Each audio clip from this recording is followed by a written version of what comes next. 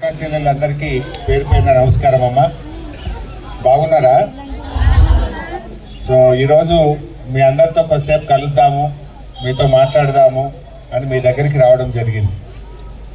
సరే, ఈ రాష్ట్రంలో 10 ఏళ్ల పాటు కేసీఆర్ పాలన చూసినాం. ఇప్పుడు 2.5 ఏళ్ళు అయింది కాంగ్రెస్ వాళ్ళ పాలన కూడా చూస్తున్నాం. మొన్న ఒకసారి నా దగ్గరికి కొంతమంది పంచాయతీ సెక్రటరీలు, కొంతమంది ఉద్యోగస్తులు వాళ్ళ కష్టాలు చెప్పుకోవడానికి నా దగ్గరికి వచ్చారు. సరే, వాళ్ళ బాధలు కాంగ్రెస్ వాళ్ళు ఇట్లా తిప్పలు పెడుతుండ్రు, అట్లా తిప్పలు పెడుతుండ్రు, మాకు ఇట్లా కష్టమవుతుందని బాధలంతా ఏకరువు పెట్టింది నాకు. అన్నీ విన్నాక నేను ఒక మాట అన్నా, కానీ మీరే కదరా మా బీఆర్ఎస్ని ఓడగొట్టి కాంగ్రెస్ని గెలిపిస్తుంది, మీకు ఉద్యోగం ఇచ్చింది కేసీఆర్, పర్మనెంట్ చేసింది కేసీఆర్, మీ జీతాలు పెంచింది కేసీఆర్, మీరే కదరా తన్ని ఓడగొడుతుంది, మళ్ళీ వచ్చి కష్టాలు చెప్పబడుతుంది అన్న.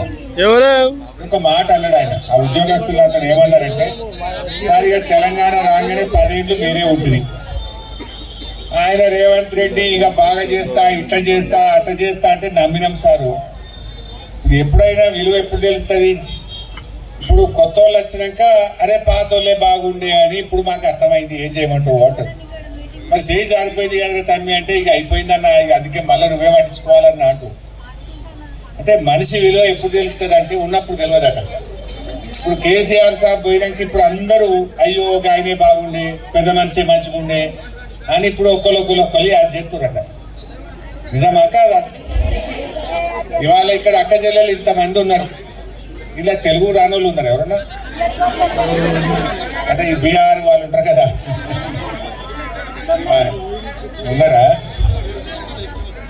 सर लास्ट में 5 मिनट में हिंदी में बात करता हूँ, पहले तो तेलुगु में बात कर लेता हूँ, लास्ट में आपको समझाने के लिए एक 5 मिनट हिंदी में बात करता हूँ. అయితే ఈరోజు మీరు ఒక్కటే ఆలోచించండి, ఇస్నాపూర్ మున్సిపాలిటీ అయింది, మరి ఎలక్షన్లు వచ్చినాయి, ఎవరిని గెలిపించుకోవాలి? సరే అందరు వస్తారు, కాంగ్రెస్ వాడు వస్తాడు, పువ్వు గుర్తోడు వస్తాడు, మన కారు గుర్తు, మన బీఆర్ఎస్ కూడా వచ్చి మిమ్మల్ని అడుగుతాం, మనం ఎవరికి వేయాలి? మనకు మంచి చేసే వాళ్ళకు, మన కాళ్ళ చేతులలో అందుబాటులో ఉండే వాళ్ళకు, మన భవిష్యత్తు బాగా చూసుకుంటే వాళ్ళకు ఓటేసుకోవాలి. కొందరు మాటలు చెప్పేటోళ్ళు ఉంటారు, కొందరు పని చేసేటోళ్ళు ఉంటారు. ఇలా మాటలు ఎవరి చేతలు ఎవరు చేసి చూసుకోవాలన్నా వద్దా? నువ్వు కేసీఆర్ గారు ఉన్నప్పుడు 200 రూపాయలు ఉన్న పెన్షన్ 2000 చేస్తా అంటే చేసిండా లేదా? కేసీఆర్ ఉన్నప్పుడు 2000 ఒకటే నెల గెలవంగానే మళ్ళా నెలకెళ్ళి 2000 ఇచ్చిండా లేదా? మరి ఇదే కాంగ్రెస్ ఆయన రేవంత్ రెడ్డి ఏమన్నాడు? చెల్లె 4000 చేస్తా అని బాండ్ పేపర్ మీద రాసిచ్చిండా? సంతకాలు పెట్టిండ్రు, ఒట్లు పెట్టిండ్రు, ప్రామిసరీ నోట్ రాయించిండ్రు.